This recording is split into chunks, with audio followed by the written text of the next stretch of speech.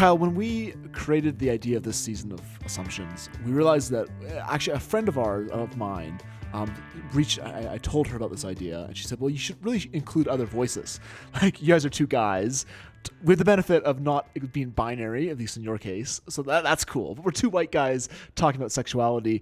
And so she suggested that we include other voices on this conversation. And we've done that, as you've heard over this season.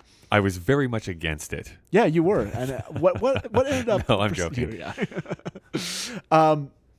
So we reached out to a number of different guests, some friends of ours, some authors that we've read. I have to say too that I think for some of them I was not entirely convinced that they would say yes. Like who? To our requests. I don't know. Like, I mean, the person that you're about to introduce, Wesley. I thought that he was. I don't know. When you're a published author, there's something in my mind that just says they're not going to say yes. Why would he be roped into a couple of dopes doing some podcast in Canada? And I was surprised with that one. But as you've been hearing throughout this season, we've featured those voices at the beginning of each episode. But we want to include the full interviews, and we want to give everyone the chance to listen to these. So what we're going to do is we're going to introduce the people that we're going to be interviewing. And the first interview we're going to be publishing is the one that we just mentioned, Wesley Hill. Yeah. I was really excited about this because he's one of my favorite authors in general. And so getting him on the podcast was really exciting, and he was very gracious. And he was really excited about the vision of the podcast too, which was exciting. Yeah, and that's been kind of the recurring theme for all the people that we've asked to be part of this second season. Yeah. Before you jump into your introduction, there's just one small thing I want to clarify with what you said, which is the full interview. There's going to probably be some slight cuts and edits here and there. Yeah. Because of some technical difficulties we had with certain guests, and also there was some interviews that I conducted while I was down at PodCon that they kind of changed their mind and wanted to restate their opinion. So I don't want to have that all in there as well. But basically their entire full answers will be there instead of just snippets that you've heard throughout this season. Yeah. And so the first guest, like I said, is Dr. Wesley Hill. It was interesting. I've mentioned this on the show before, but Kyle, you know about a Facebook group that I'm part of, full of a wide range of different evangelicals, Christians, even some non-Christians on Facebook. And they recently did a poll of the most influential Christians alive. Right. And I think Wesley Hill came up with number 7 on that list of the people within this community. Dr. Wesley Hill is the assistant professor of biblical studies at Trinity School for Ministry. It's an Anglican school in Pennsylvania. And he has written 3 books: Washed and Waiting, Reflections on Christian Faithfulness and Homosexuality; Spiritual Friendship, Finding Love in the Church as a Celibate Gay Christian; and Paul and the Trinity, Persons, Relations, and the Pauline Letters. He considers himself to be gay, but he considers himself to be a celibate Christian just because of his convictions regarding sexual ethics, and we'll be hearing more about that. Those 2 of his books I've read, Spiritual Friendship and Washed and Waiting, and what I appreciate so much about his writing, first of all, he loves literature, and he loves poetry, and he loves words, and so unlike a lot of theology or Christian books, there's this real sensitivity to that it's really exciting to see. But he's also someone who, as a Christian, when I read his stuff, even though I'm not gay, when I read about his struggles and I read about the depths that he's diving into, my own faith is strengthened in my own struggles, whatever those happen to be. So I've really appreciated his work. And he got his PhD from Durham University, which is in north of England. That's cool. Yeah, really cool. Yeah, I liked our conversation quite a bit. I think that his journey is a very unique one. Or maybe not so unique, but definitely not one that's definitely talked about a whole lot, which is that he identifies as homosexual, but is very much committed to the church and living a celibate life, essentially. Right. And there are other authors that I've read that are evangelical and take evangelical positions on sexual ethics, but that also identify as gay. But I think what sets Wesley apart is his sensitivity.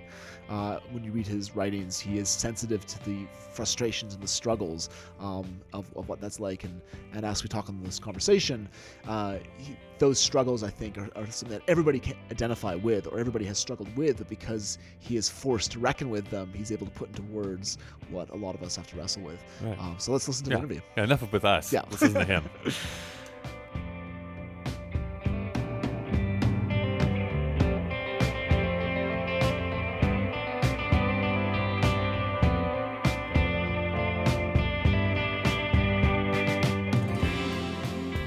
And I think intentionally either not listening to other people's points of view, or worse, I guess assuming what other people's points of view are without like having that conversation with them.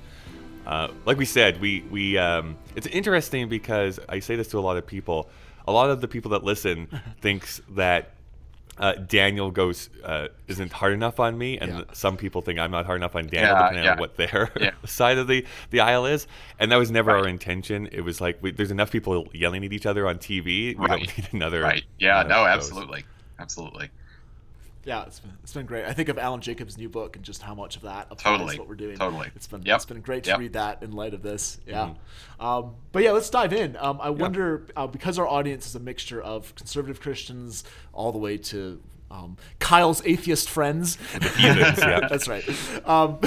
But I guess if you could just tell what it was like to come out as a gay within the conservative evangelical church and what that reaction was like. Yeah. So I came out first when I was in college. I was going to a Christian college, an evangelical college near Chicago called Wheaton. And this was around the year 2002, 2003. So it was well before, we had legal same-sex marriage. It was well before anybody in the evangelical world was writing about celibacy in homosexuality. Like most of the literature that I was familiar with in the evangelical world was all about how to become ex-gay, how to fix your sexual orientation, so to speak.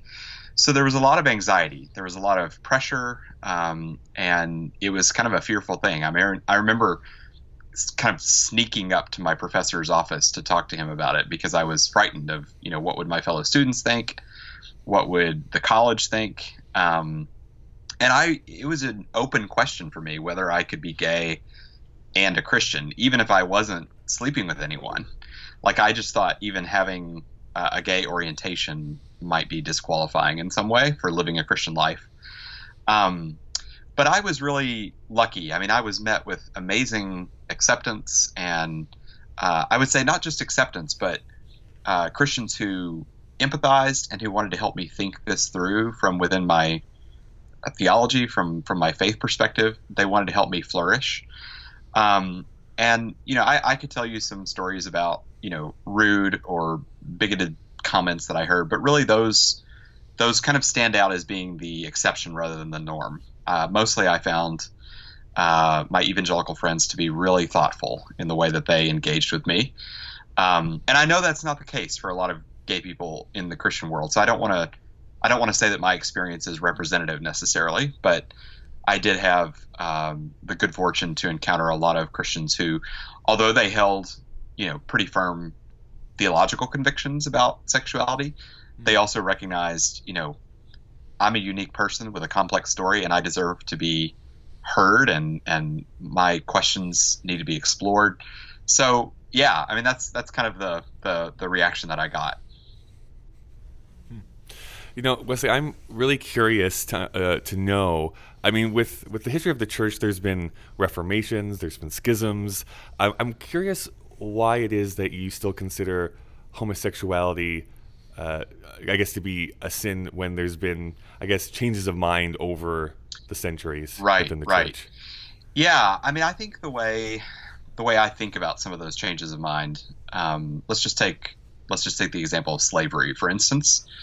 I think you could make a case that the widespread practice of slavery among Christians was actually disobedience to Scripture, and that what happened when the church kind of rediscovered itself and moved away from slavery, that wasn't so much changing its mind. That was like calling the church back to what it should have believed from the beginning. I think there is, ample warrant in the New Testament to say the kind of chattel slavery that was practiced in the U.S., before the Civil War, was not in keeping with the gospel. So I guess that's the first thing I'd say. But on the issue of sexuality, I guess I come back to not just a handful of verses in the Bible that seem to suggest, this is the way our sex lives need to be carried out. I think it goes deeper than that. I think there's like a moral trajectory or logic to the way the Bible thinks about sex and marriage. And I think that's what keeps me on the quote unquote conservative side of this debate is I see a kind of consistency in the way, for example, Jesus, when he's asked about marriage, he doesn't just come up with a new doctrine of marriage. He like goes back to Genesis and he appeals to this kind of bedrock understanding that God gave us our being.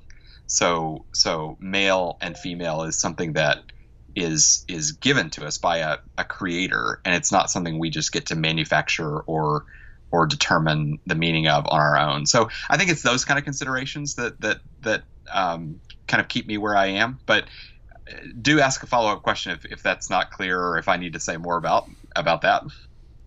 No, I think that's great. I guess the only thing I would ask on the heels of that is, do you ever get frustrated with whomever for being dealt that hand, for having that be your being? Oh yeah, no, absolutely. I mean, I think my understanding of Christianity is that it's a twofold message. It's bad news before it's good news. The Christian understanding of humanity, I think, is that we are all radically fallen from what we should be. God wanted humanity to be something, and we've turned away from that. We're all stuck in that. We can't extricate ourselves from our brokenness and our fallenness and our sin. So I think that I view my own sexuality, but not just my sexuality, my emotional makeup, my physical makeup, all of that is profoundly not the way it should be. like my mind, my emotions, my everything about me is fallen and in need of redemption. And then the second half of the message, of course, is that God has actually provided that redemption through Jesus. So I feel grieved, I would say. I feel grieved that I have to wrestle with this fallenness. I feel often it leads to pain in my life. It leads to feelings of loneliness, feelings of being misunderstood, feelings of not being able to find the intimacy that I want. So yes, I do feel frustrated, but I also feel hopeful that in and through all of that mess, God is at work in my life, and God is providing for me, not just in terms of like forgiveness and salvation, but also providing community, friendship, people to love, and to be loved by. So it's kind of there's a verse in one of Paul's letters where he talks about the Christian life being sorrowful yet always rejoicing, and I really resonate with that. I think there's a lot of sorrow in my life, and I think it's mingled with a lot of hope as well. Cool. Thank you. I think one of the things that I really appreciate about your writing is that because you're more acquainted with that grief and more your identity is more connected to wrestling that out.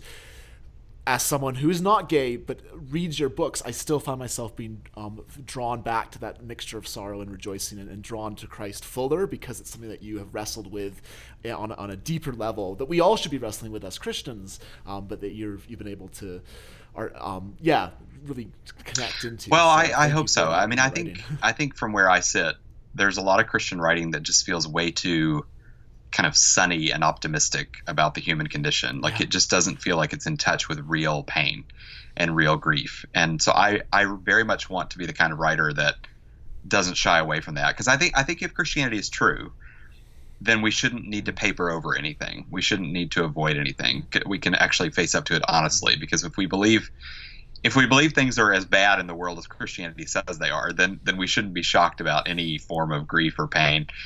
And also, if we believe that redemption is as amazing as we say it is, then we can face into hard things knowing that there's grace for that. There's a hope within that. So I really try. I try to be honest. I think it's hard. I think a lot of readers, I think a lot of us, myself included, sometimes we want the simple formula. We want the answer that will kind of solve whatever dilemma we're having. And I don't think Christianity encourages that kind of thinking. I think we can actually be honest about confusion and pain and heartache and all the stuff that life throws at us. It's like both emotions become richer and more extreme at the same time. Yeah. You talk a little bit about loneliness just in your previous conversation there, and it's something that is a big focus of your writing, but it's something that we are tackling a little bit on the podcast because I think it's one of those things that we try to hide in our society, that sense of loneliness. So I wonder, how do you deal with loneliness, especially knowing, as you've mentioned in your writing, that marriage for you and the intimacy that marriage brings is off the table? Yeah, I think that my read on kind of where we are as a culture, both secular culture and Christian culture, is that we've prioritized romantic love and sexual intimacy and marriage in such a way that those have almost gotten equated with intimacy. And so, I grew up in a Christian youth group where marriage was like highly idealized and romanticized.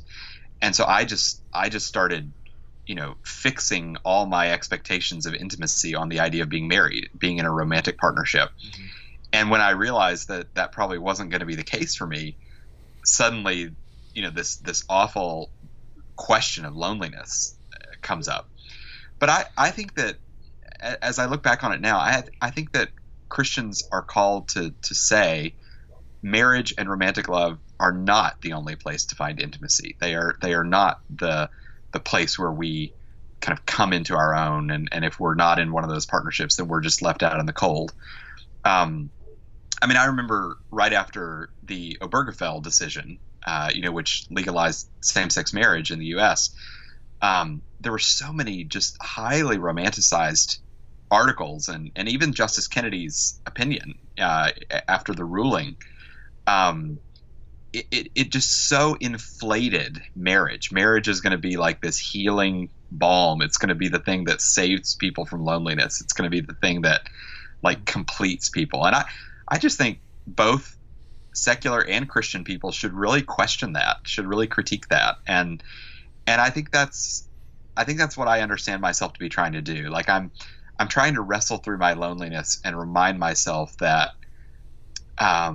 if I remain unmarried, that does not automatically sentence me to loneliness for the rest of my life. Like there are genuine forms of love and belonging and intimacy that are available to me, even if I'm not having sex, even if I'm not married. And I just think I think you see that right at the heart of Christianity. I mean, Jesus is portrayed in the New Testament as the most loving person who's ever lived, the most vibrantly alive person who's ever lived, and he lived his life without sex and marriage. So, I think this ability to critique this myth of romantic love is right at the heart of Christianity as I understand it.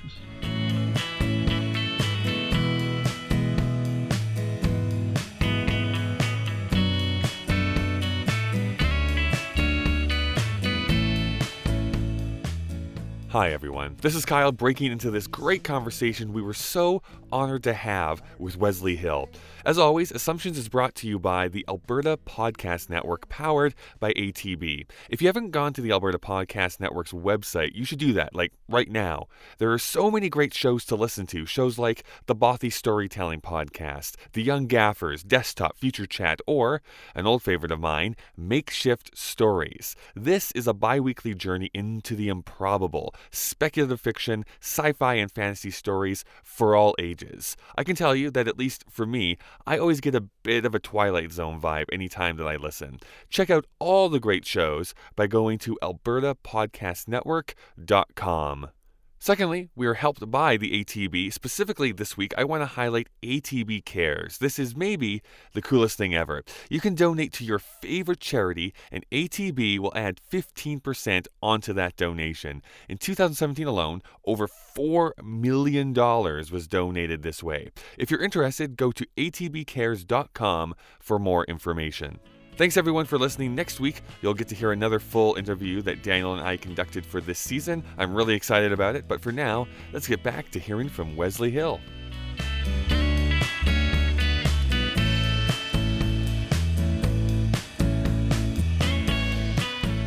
I think something that you write so eloquently about is friendship, meaning that it seems that traditional church teachings is friendship is on the lowest on the totem pole, to use a phrase. I guess how do you think the church could view friendship better? Or how could they, I guess, send that message better that marriage may not be the most important thing and friendship should be maybe a little bit more important? I mean, I think one thing we could do as Christians is kind of rediscover some of our own history. There hasn't been a lot of recent writing on friendship, but if you go back and look at, people like Aelred of Rievaulx, for example, he was a 12th century monk who became the abbot of a monastery in northern England.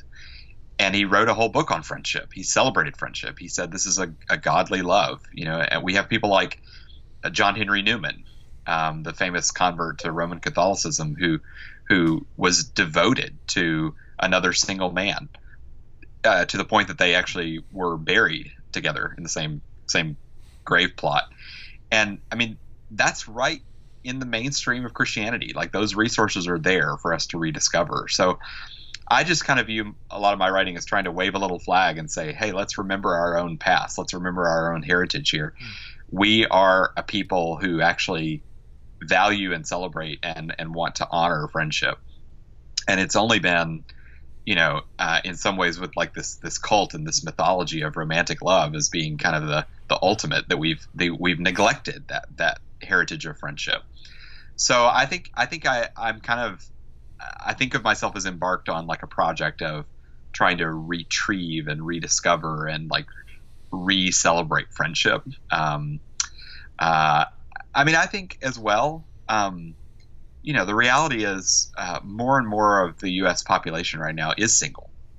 And there are a lot of experiments in friendship that I'm hearing about, like not just among Christians, but among a lot of people, like people living together, people buying houses together, people forming co-ops for various projects. Like I think a lot of people are finding a lot of solace and creative ways of loving that are not marriage. And so it's a pretty exciting time, I think, to be writing about these things and thinking about these things.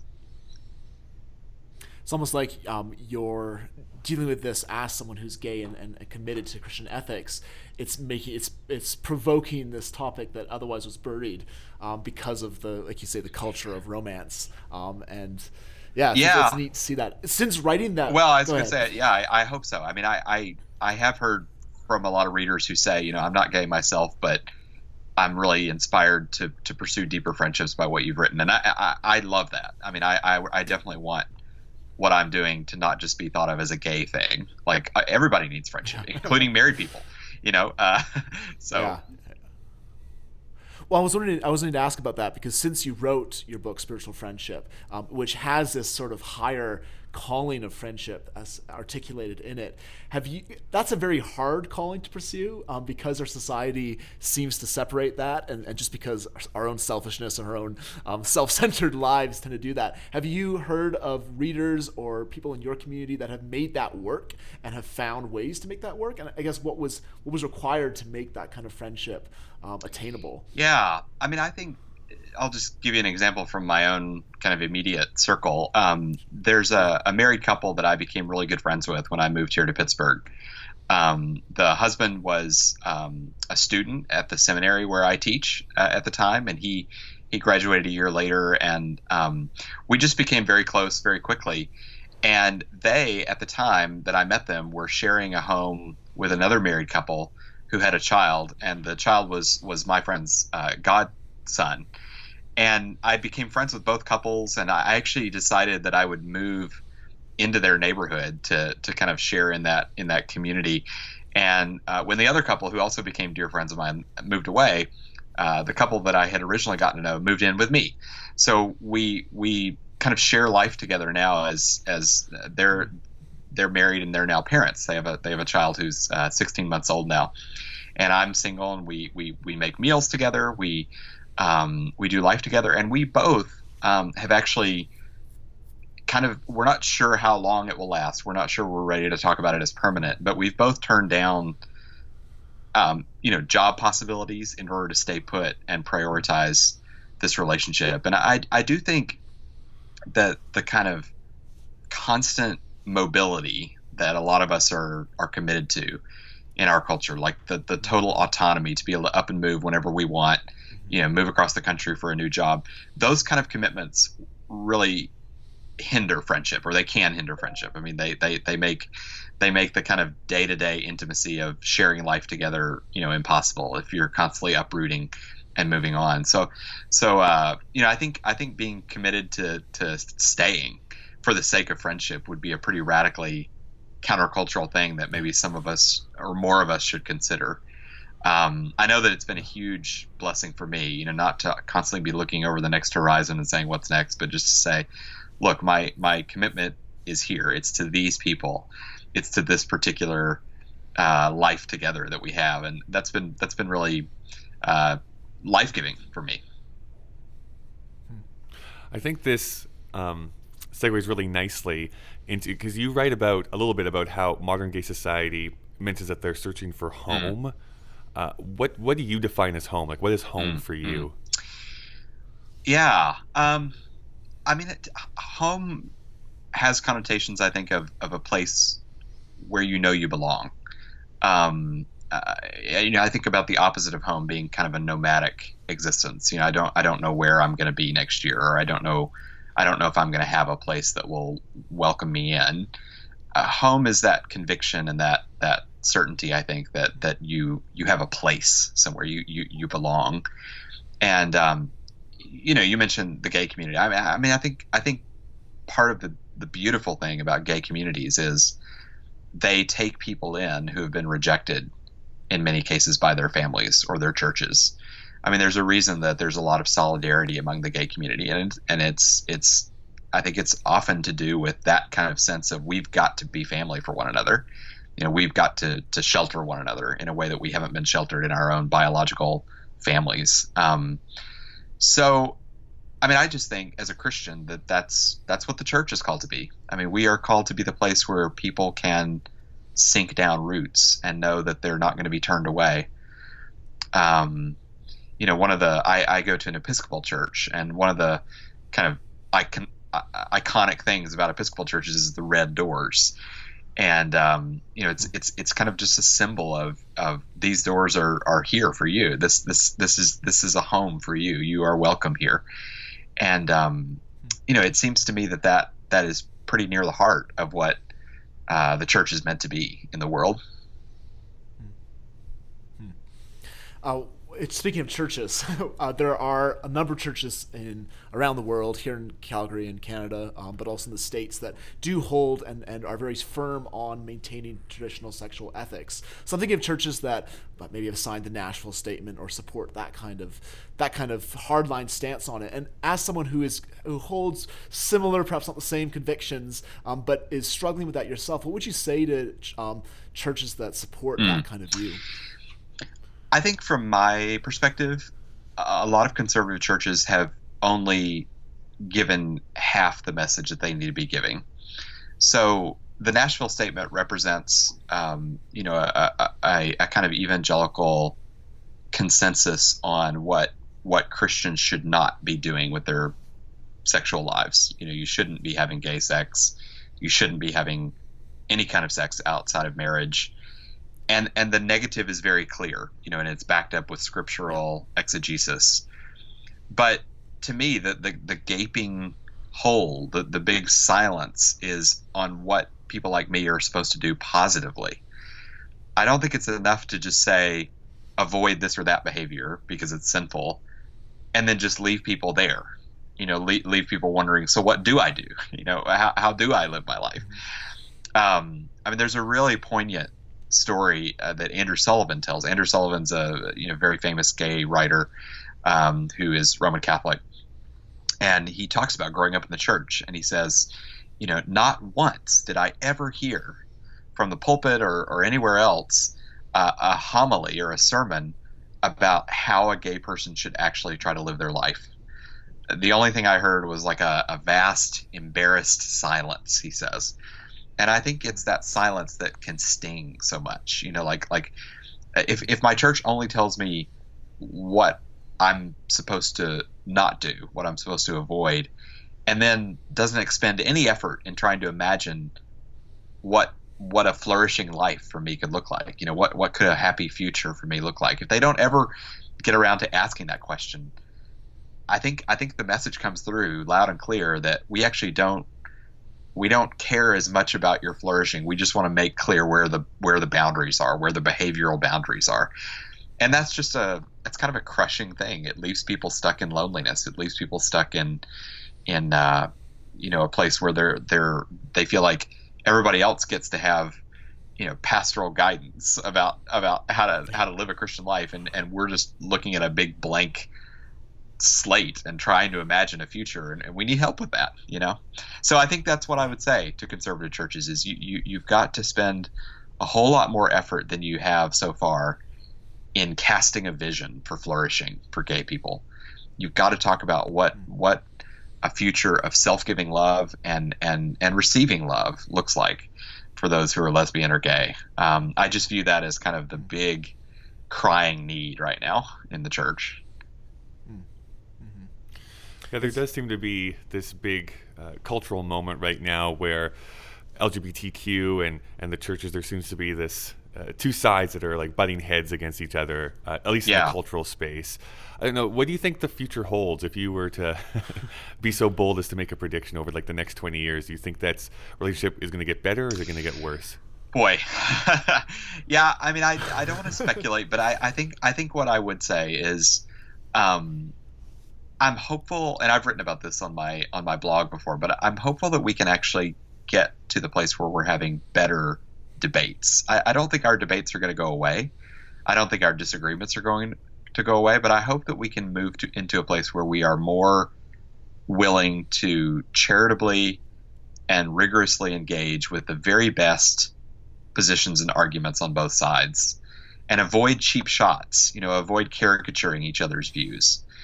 And I think the kind of work that you guys are doing on this podcast is a big part of that. I mean, I want to see more of this, and that's what I want to work for, is where we're actually taking the time to not just offer a soundbite to one another, but to hear each other's arguments, hear each other's passions, hear each other's narratives of how we got to the views that we got to, and dignify those things with an equally deep and serious response. So I suppose people have talked about elevating the conversation, and maybe that's a bit of a tired metaphor now, but that's what I want to be about. That's the future I want to see in the church.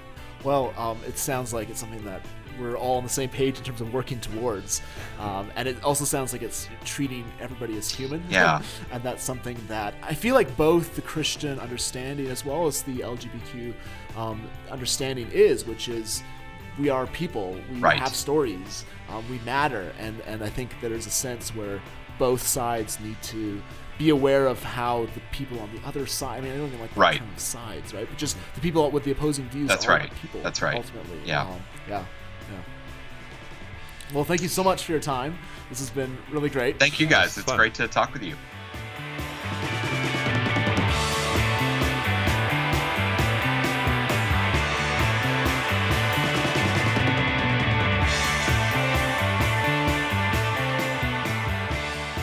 Assumptions is produced by Kyle Marshall and Daniel Melville Jones. This episode edited by Kyle Marshall. Our thumbnail was created by the always great Chris Taniguchi.